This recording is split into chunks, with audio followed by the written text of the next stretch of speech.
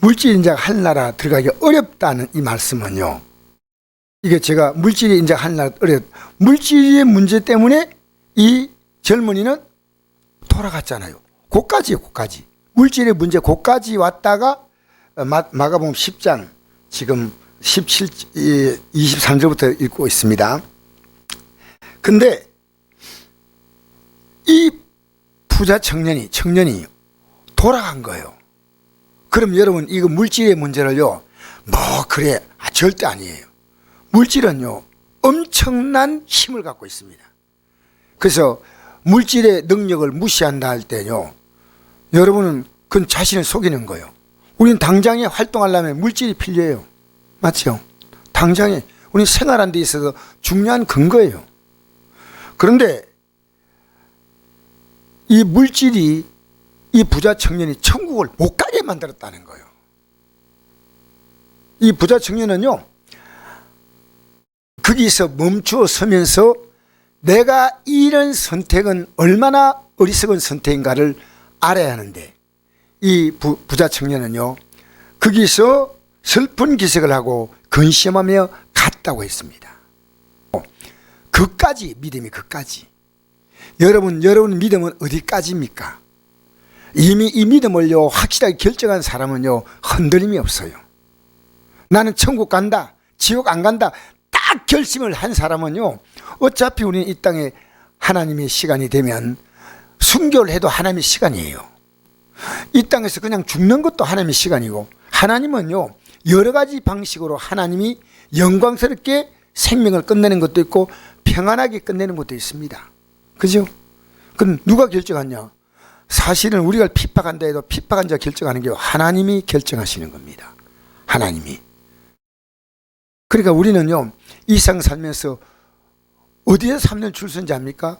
좋은 학교에 줄 서요. 좋은 학교에. 또 뭐 이거? 좋은 남편감, 좋은 사익감, 좋은 직장. 내년에 뭐 대선 후보가 대선에 누가 대통령 될 것인가? 사람들 나름대로 자기 줄을 다 선 데가 있어요. 줄을. 우리 믿음의 사람은요, 오직 주님께만 줄 서야 돼요. 다른 데 줄 서면 안 돼요. 가족들 뭐 이런 거 전부 있잖아요. 이게 과연 내 믿음에 도움이 되고 상대 믿음에 도움이 되는가?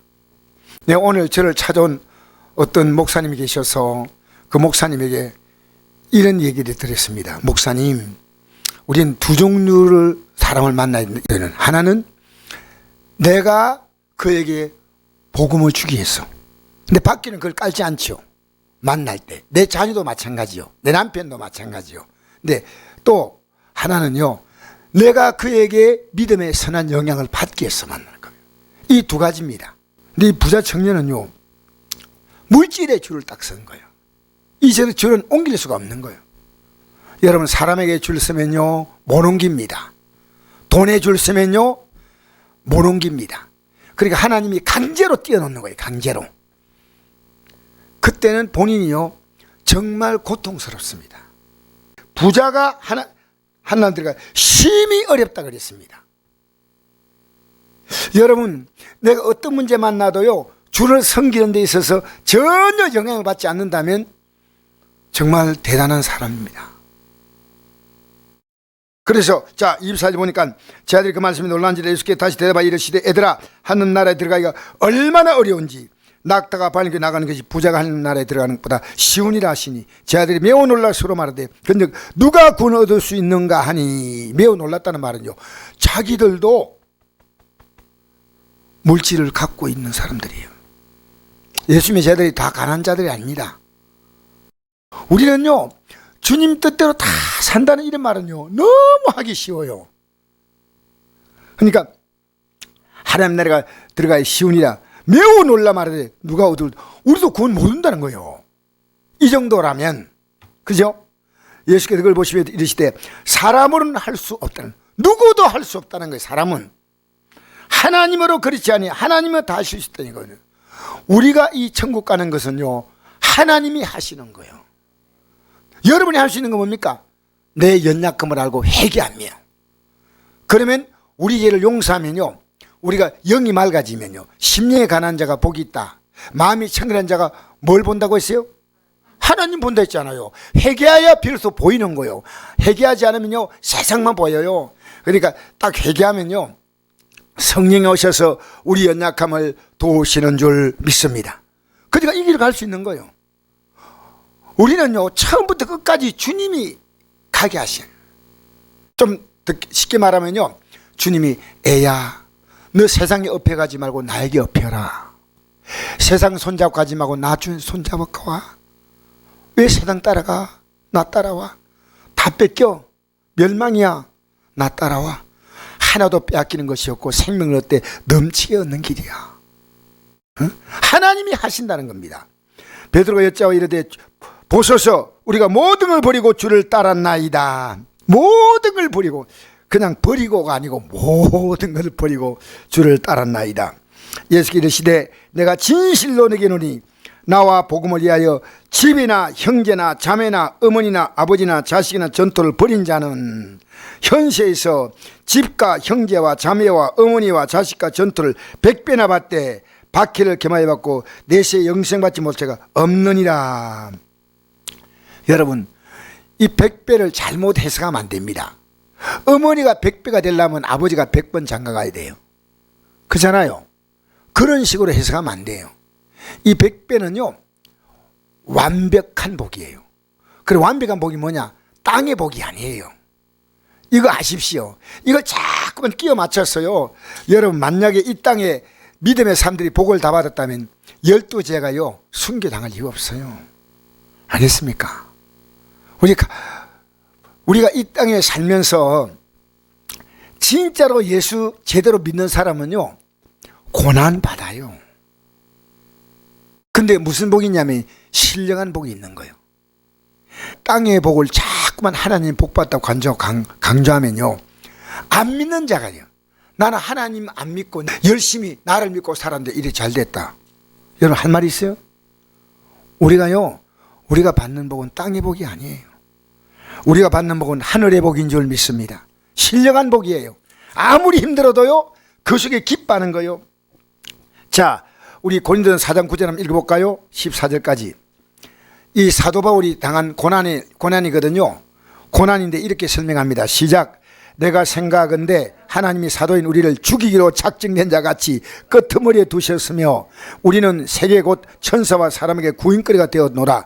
우리는 그리스도 때문에 어리석거나 너희는 그리스도 안에서 지혜롭고 우리는 약하나 너희는 강하고 너희는 존귀하나 우리는 비천하여 바로 이 시각까지 우리가 줄이고 목마르며 헐벗고 매맞으며 정처가 없고 또 수고하여 친히 손으로 일을 하며 모욕을 당한 적 축복하고 박해를 받은 적 참고 비박을 받은 적 근면하니 우리가 지금까지 세상에 들어온 것과 만물의 찌꺼기가 되었도다. 내가 너희를 부끄럽게 하려고 이것을 쓰는 것이 아니라 오직 너희를 내 사랑하는 자녀같이 권하려 하는 것이라. 여러분 고린도 교회는요 사도 바울의 사도직을 인정하지 않았습니다. 은혜 좀 받고요 교만이 머리 꼭대기까지 올라간 사람이 고린도 교회입니다. 고린도 교회. 그러니까 우리는 그리스도 때문에 어리석게 살고 너희들은 우리가 지혜롭다 이렇게 말한다는 거죠.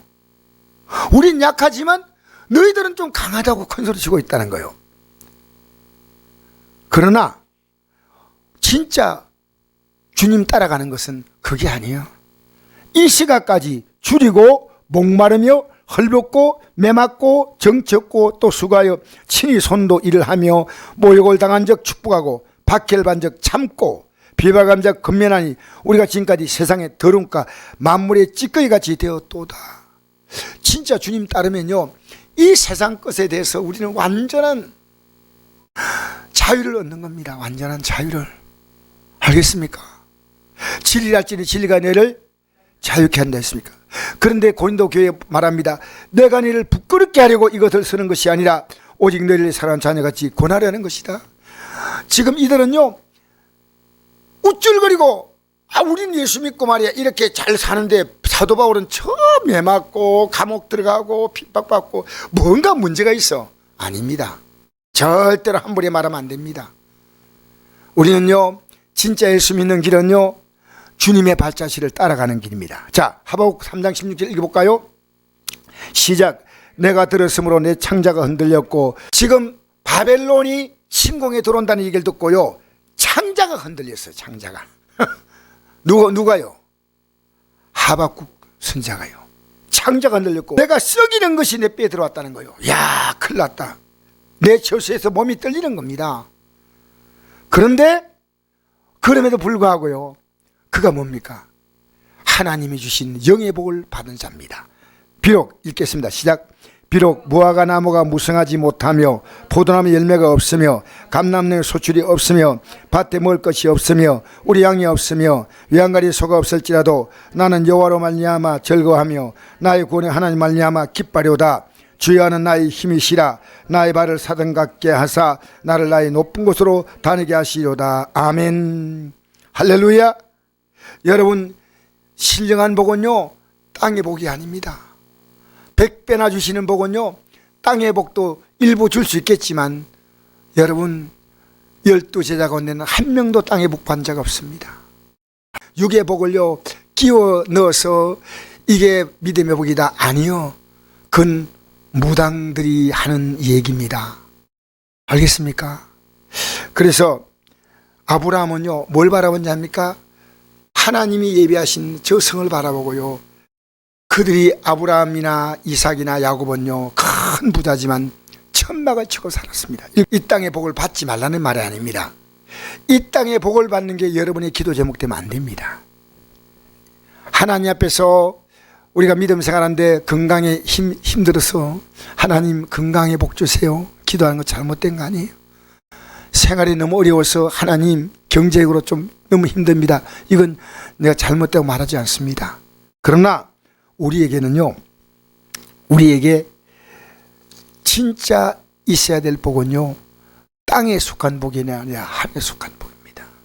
하늘에 속한 복이에요. 그러니까 우리가 사람을 돕는 것도 물질로 땅에 속한 복으로 돕는 건 돕는 거 아니에요. 조금 도움을 줄 수 있죠. 근데 아니에요. 그래서 우리는요, 정말 우리가 이 복음 때문에 받을 수 있는 100배의 복이란 것은 땅의 복이 아닙니다. 하나님이 우리가 천국 다 간데 필요한 만큼 언제나 하나님은 주시는 분입니다. 할렐루야. 그리고 우리가 오늘 이 저녁에 기도할 때요, 정말 나는 이 세상에 줄 서가면서 따라가나 주님, 아니면 내가 저 천국 길을 가는데 줄 서 있는가, 우리가 잘 확인하셔야 돼요. 우리가 받을 복은요, 에베소서 1장 3절에 기록한 대로 하늘에 속한 모든 신령한 복입니다. 신령한 복입니다. 이게 있으면요, 먹어도 할렐루야, 굶어도 할렐루야. 근데 하나님 죽이지 않아요. 하나님의 생명의 시간이 될 때까지 하나님은요, 우리를 여호와는 목자시니 내게 부족함이 없게 하시는 거예요. 때가 되면 푸른 초장으로 인도도 하시고 실만한 물가도 인도하시는 겁니다.